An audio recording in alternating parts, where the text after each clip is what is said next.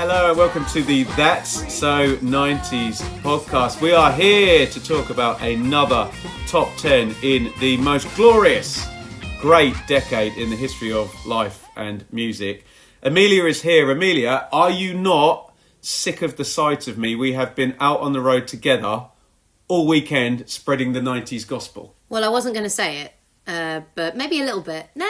We only shared 2 car journeys out of the whole weekend. So actually, your face is still a little bit... I'm still confused as to who you are sometimes. And speaking of a 90s song by Brian May, I was driven by you all the way back. As very Partridge dad joke there. But please, we have been out on tour for the first time in 2026. Do check out on the Facebook and the Twitter and the website. That's So 90s. Coming to a town near you, spreading the 90s gospel. And we are going back to the middle of the decade, 1995. This is the top 10 on this day, 26th of February. And before we get into it, feels like a good one. I think you're a bit miffed by one or other of the quality of one or other of the last ones we did, Amelia. No, do you know what was really interesting about this? When I was listening to this top 10, it was the first time that the majority of the top 10s that we'd done had been dance songs. Interesting. And I thought that, especially for 1995, where you've got into the middle of the decade, and I've always associated kind of 95 to 97 with Oasis and Britpop and all of that. But to hear that actually the majority was dance music was really interesting to me, actually. It was a real shift, especially when you're coming from 80s synth. Absolutely. And it's almost like Anno Domini, before Christ or whatever. There's before Spice Girls and after Spice Girls in the 90s. And we are we're in Oasis pocket here, but we are before Spice Girls. But you can hear the influence on the Spice Girls in some of these songs, like just in terms of the production. Yeah. Quick clarifications. We were both extremely right and extremely wrong about Lisa Stansfield. We were listening to this song last time. Can't remember the title of it. People Hold On. And we were like, oh, that sounds a bit like an 80s song. What's it doing there? We were right about that because it was a remix from 1989 that had come back. So we were both exactly right. So if you were screaming at us in the comments there, yes. Apology for that one. Right. Number 10. Hit it, na na na na na. What a song! What's that from? Is that Land of a Thousand Dances? The na na na na na. It's been in loads of songs, hasn't it? Yeah, it's been in loads of things. But Here Come The Hotstepper and Murderer. If you are young, you might know this from Peter Kay's Car Share and a hilarious clip. This is peak 90s R&B, and I don't know. It feels like at the end when they go down to Just His Right, Here Come The Hotstepper. It feels kind of Persian the way he mixes that up. Eni Kamosi, Here Comes The Hotstepper at 10. Great start, Amelia. Yeah, I really like this song. I only really ever knew the hook. Fine. But actually, the whole song is really well produced. No, we don't die. I can do the whole thing. So many layers to it, which is, really nice for a song like this in this era. And let's break the fourth wall. We have many songs on many lists, don't we? But I think I'm going to say 3 months' time, this will be in our show. I think it makes the cut. Have you practiced your Murderer? That's your backing vocal. I don't know if you're in the right key there. But well, I'll learn it. A great start. You're right about the dance songs, because we've got 1, 2, kind of a 3. We've got a trance song and then a dance mix as well. So you're right. The majority is not pop at this point. But this is Push the Feeling On, which I'll attempt to...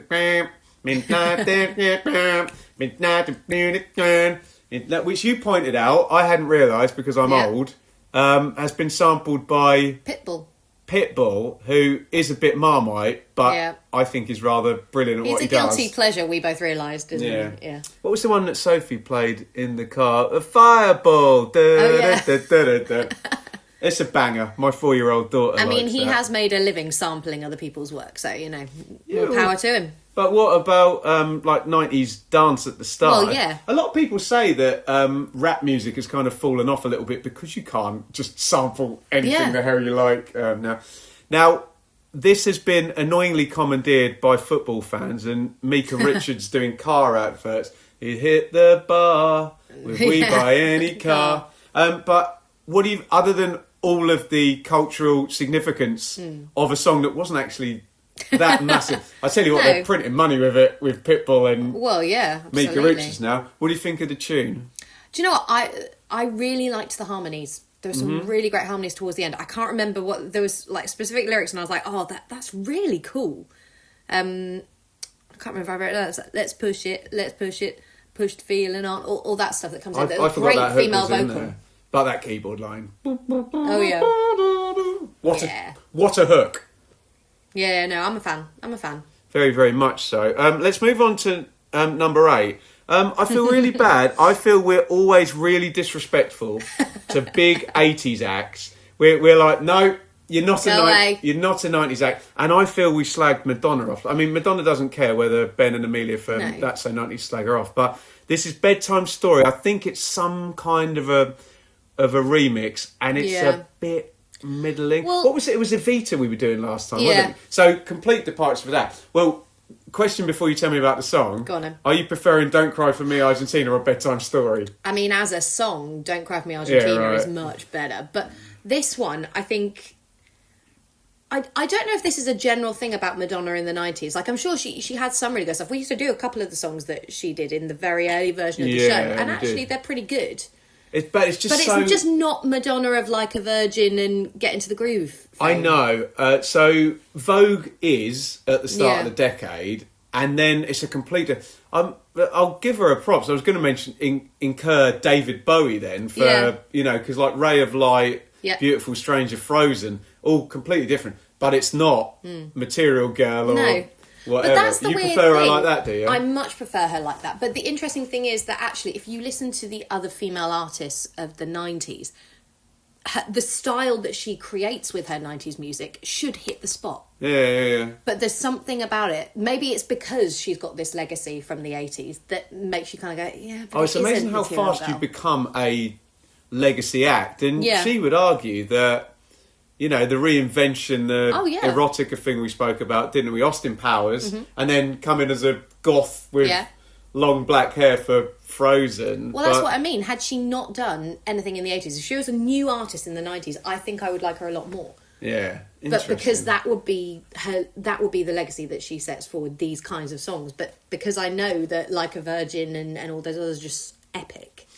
Something about it. Thank you to the British record buying public for a perfect segue on a podcast 31 years after the fact, because from Madonna to Bon Jovi. Now, you were a bit cold on this when we were talking in the kitchen before we start recording. This does feel very paint by numbers, Bon Jovi stadium rock. Yes, they are an 80s band. Very soft rock for them as well. It was nice. When I'm in the gym... I hear the vocal. I mean, I must admit, having watched the Disney documentary about his vocal troubles, I am like, John, calm down, mate. But he's done all right. I don't mind this. It does exactly what I want it to. The interesting thing I thought, and I haven't looked up the timeline of this, but the verse, in terms of like the, what's the word I'm thinking of?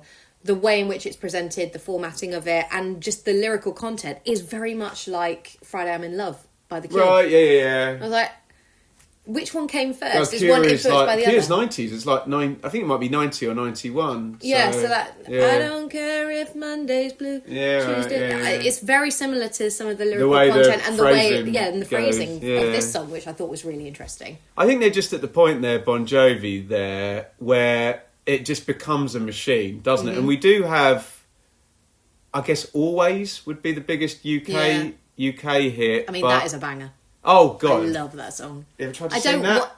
I haven't had to yet, but I would love to. It's an impossibility for me. I just feel that when you mention Bon Jovi, it's going to be Living on a Prayer, You Give Love a Bad Name, and then the 90s stuff is just a continuation of the brand. But there is also that incredible Wembley Stadium gig around this time as well. So, I don't know. I love me some Bon Jovi. No, I'd still like to see him live if he ever came back to the UK to tour. Yeah, so he's going very, very carefully. I tell fair play to him, because the last interview I heard, he's literally built up the vocal cords. Yeah. He does 5 minutes, 10 minutes, and I think he does like 2 hours a day at stadium capacity Yeah.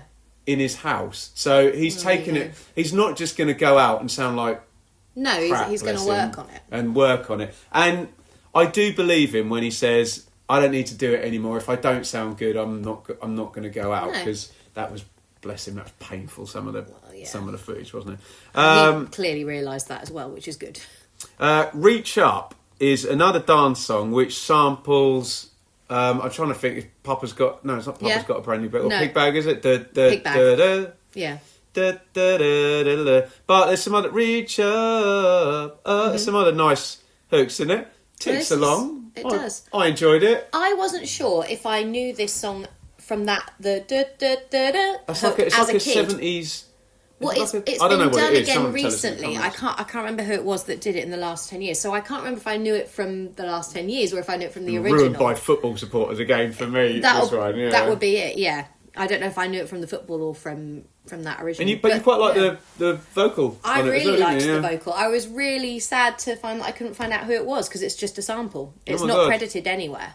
Okay, so they all just spliced together Fatboy Slim style, yeah? Yeah, it's just two guys Perfecto who produced All-Stars, it. yeah. That's the one. They produced it, and no credit to anyone. Okay. Feels like we had this moment with, who was it? It was Tony Braxton in the middle, the masterpiece in the middle. But, oh, yes. So this is Set You Free by Entrance, and maybe this is why I picked this particular year, but we were going up and down the road in the car, and we had a long listen to this, and I'll repeat my point now for the listening audience, that I love a song that just has a beginning. Don't get me wrong, I love a radio song that just goes like that, but thunder, delayed piano, incredible vocal, trance hook, and they're going to take us up, down, back up again. What a song, Set You Free. It's just got so much atmosphere, hasn't it? Like, I remember being in clubs when I just turned 18, and you'd go to like the cheese room, or for want of a better word, the older room. And this would come on, and everyone would get loud. It would just be incredible. Yeah. And it felt like the rain was falling down on everyone, because it just got really sweaty and everyone was going, yeah! It's that, so it's Kelly Lorena, who I believe comes from Oldham. Yes. And she can sing Manchester, and it sounds bloody great as well. But it's that, when I hold you back, just it's ridiculous. Top of your register, belted out. And I was lucky enough to sing this as the closer at my brother's wedding. No way. Yeah, I was in the band for it, and he said, "Oh my God, these are all songs that we love." And in this key? Yep. Yeah. He sent me this massive playlist of songs, and I said that we could learn one or two for the band, and I didn't tell him we were doing it. And honestly, it was one of the most special moments in terms of having an absolutely full dance floor. And just to break the fourth wall, us musicians don't much like playing weddings, but when it's your brother and it's special, it's a bit different, isn't it? But it was also that all the generations knew it, and everyone was singing along. Like, it was such a crowd pleaser. And discussions will continue for how on earth we can get it into the show, because it's so difficult with our show. How much of it you need. Yeah, because part of me feels you play this song, you have to play the whole thing to get the arc of it. And we already have a number of dance songs in, but or if there's maybe a condensed version that can keep the arc, I don't know. I'd love to hear you. I would absolutely love. Do you know what? We're brainstorming live on the podcast now. I thought it could be the first song after the encore.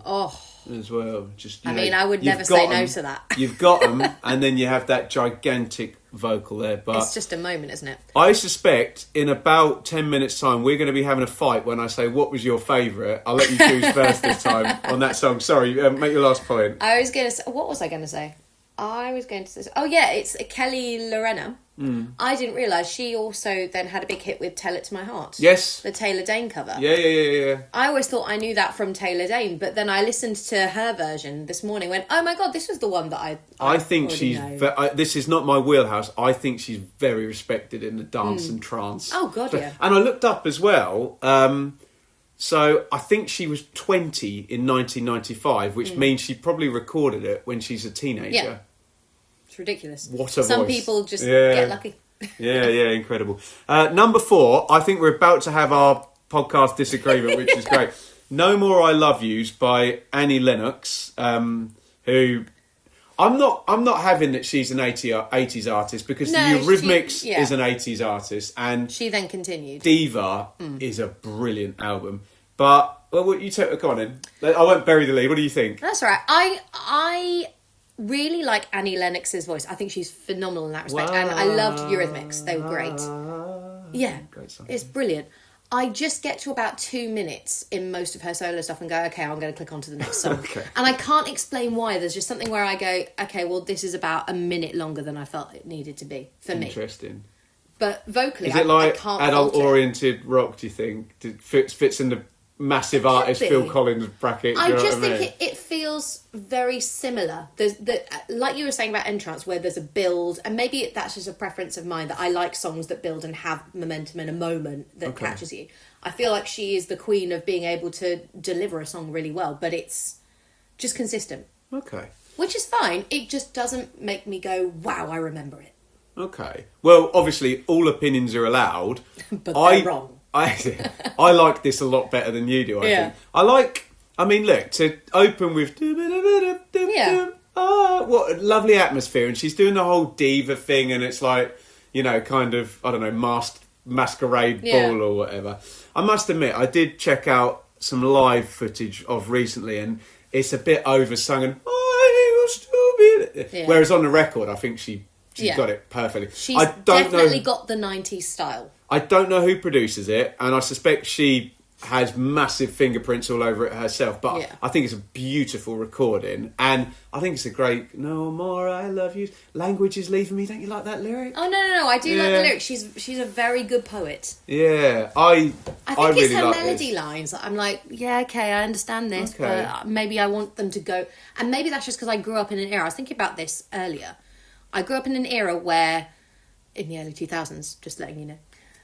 Where it was all about playing with the melody. Right. And I think the main people around that time were Jessie J, Christina Aguilera, who are all kind of playing all over it. And I often say, Too straight?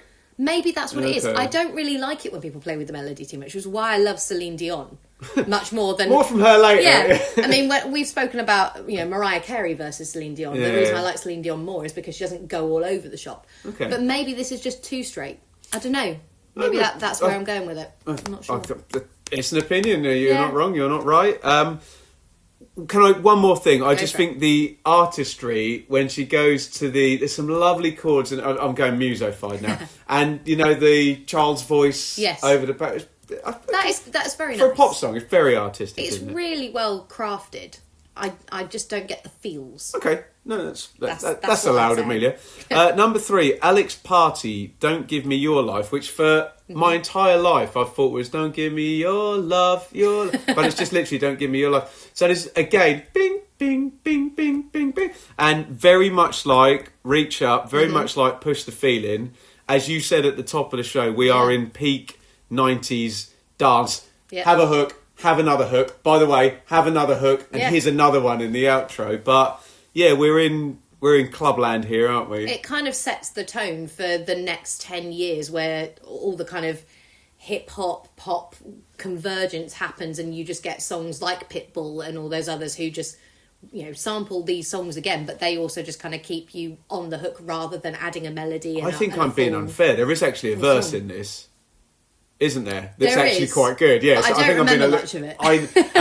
Maybe that illustrates my point. Look, we've had to study an entire top 10 here, and we have a zillion songs going around our head. But I think it's success. I liked it. Yeah, I mean it's the highest. Great vocal. It's the highest in the in the chart we're doing, and I think it peaks at number 2. Yeah, and as I was saying to you, it's actually quite nice in this kind of dance genre to see, I'm going to go all feminist on you now, but to see a woman actually get full credit for it rather than it be like a collaboration of this band or this producer with this girl happening to be singing sort of thing. Yeah.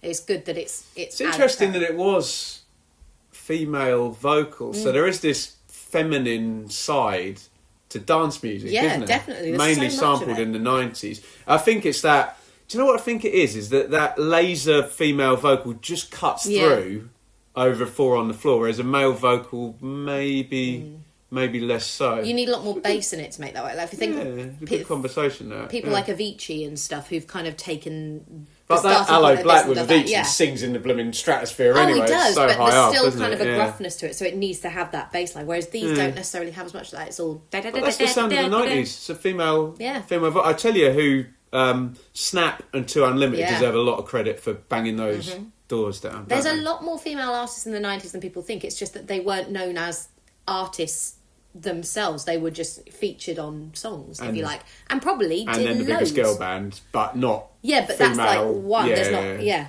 100%. Number 2, I got a little something for you. I love this song, and I don't understand. I mean, I don't want to get into racial politics, but watch the 90s documentary and the singer from Damage saying Britain, you had to have a white guy in the band and they weren't ready for an all black. And Emanate, look good, sing, okay, dance. It's a great song. I got a little something for you, but I think, is it a one-hit wonder? Was it? I think so. Yeah, I don't think there's another Emanate song. I think this is great. Why weren't they massive? I don't know. I mean, I really enjoyed it, and I think actually vocally they were quite strong for the people that were making records. Backstreet at the time. Boys, the R&B, Yeah. isn't it? Yeah. The only thing I found was that I couldn't get through it without the kind of the cliche of it. You know, I've got a little something for you. It was just a bit. Okay. There was a little element of maybe now in 2026 be like, oh, that's a bit creepy. Would this get cancelled if it came out now? And I'll give you just 3 guesses to Yeah, figure that it. line. I was Yeah. like, oh, really? Okay, maybe that's I me have being trouble too listening to R. woke. Kelly and Puff Daddy now. Yeah. Like, I'm sure it's a great song, and if I didn't have that in my head, I'd be going, yeah, I really loved this. And I did enjoy it, but I just couldn't get past. So I'm going to three write. guesses. I'm going to mental note. Whatever that song, my mind telling me no. we have to have that song feature now, just to make you feel uncomfortable. Oh, God, it really does. I also remember when I was at high school, the boys in the year above, who you won't admit it, but you look up to those guys, you idolise them. They did it in drama as a dance thing. Amazing. And you have that moment of, oh, that's embarrassing, and then you look over at all the girls, and they are... And you go, oh, okay. Oh, I get it. Yeah, I get the... So maybe the dynamic of those lyrics work, but yeah, I got a little something for you. MN8, and I'll look up for my favourite other M&8 songs. And here she comes, once again, Celine Dion, Think Twice. Do you think we're a bit biased in our chart selections towards her? Well, look, over the years, as we keep doing this, we'll have to cover everybody and everything. And this is the But we love her, so get over it. 5th week of 7 at number 1. Right, here's my problem with Think Twice, is that I love Celine Dion, and I've never understood why... Okay, we haven't had My Heart Will Go On yet. Yeah. I've never understood why, of all her songs, No. this was number 1 for... So it's not a David Foster production. It's and you not... can hear that it's not. True, yeah. It's not All By Myself. It's not... You were my strength for death. Yeah. That's a David Foster. It's not The Power of Love. I know they're both covers. I kind of thought, great that she got the monster hit and she's going to kick everything into touch with Titanic. But I just never quite understood that for all her talent and all her songs, this is the song that the English record buying public put at number 1 for 7 weeks. I mean, it's got a really nice clear hook in the chorus. The chorus is very pleasant. The verses are kind of nondescript for me. They don't think there's I not much can there. feel that there's something. Yeah. It's just her in the French-Canadian accent. Yeah, absolutely. Doing it, isn't it? It's as you said before about one of the others, it's a little bit paint by numbers for Celine Dion. For anyone else, it wouldn't. When you consider the massive moment in All By Myself or Power of Love, then this doesn't have that, does it? No. Oh, wait. Baby, this is serious. Yeah, but I don't know. Yeah, I'm not sure. I like the song. Oh, I wouldn't love turn it off. I love it. It's a yeah, great yeah, song. yeah. But you're right, it isn't quite the same level as the other ones. By the way, I don't know who plays guitar on it. Don't think I can feel there's something wrong. Ba-ba-dum-dum. In all the gaps, really beautiful guitar playing on this. On this recording, but look, let's be honest, it's about that lead vocal and whatnot. So, I don't know. I feel vaguely guilty that because maybe I'm overcorrecting because we just wax on about how good a singer Celine Dion is the whole time, Well, and we will inevitably do Titanic at one point, won't we? Maybe it's about the fact that it isn't going full blast. It's demonstrating that she doesn't need to do that. And I bet if you said to a lot of people, would you rather listen to, you get one song to listen to, Think Twice or My Heart Will Go On. They're probably so irritated by having heard True. My Heart Will Go I'd On. immediately go, don't think twice. Yeah, so I don't know. There you go. There is our number one, Think Twice, Celine Dion, for the 5th week of 7. Amelia, I will let you choose first. If you can read my Oh, goodness. atrocious handwriting. I mean... would you like to pick out a favourite from that top 10? I would, but it's just obvious. It's got to be Set You Free. Set You Free and Trance. I think I'm going to let you... If you wanted to have the same one, I would let you have it. I think it's a good thought experiment to not be allowed to have my favourite one. All right. So I'm probably between Here Comes the Hotstepper and No More I Love Yous. Although I feel I'm being a little bit contrarian picking No More I Love Yous just because we disagreed on it. Am I doing that just to take my point? I will go for Eni Kamosi. Okay. Here Comes the Hotstepper. I'm the lyrical gangster, or in the Peter Kay thing, Murderer. I'm a lyrical dance flap. I think is what they come up with. I think it's a worthy choice. I do. Guys, thank you so much for tuning in and listening to our take on the top 10 from the 26th of February 1995. Please do hit follow and do come and see us, Amelia. Where are we going in March? We are going to the Robin in Bilston. We are going down to the South Coast. We are going to Weymouth. Weymouth, that was very American. Weymouth. American pronunciation. We are going to the Concord, which is a fun venue where you can get dinner. I love the Concord. Go and fill your tummy full of food and then try and dance around to us. And it's really good food as well, actually. And you've managed to get it before, have you? Oh, yeah. It's very good. Service station dinner before all my gigs.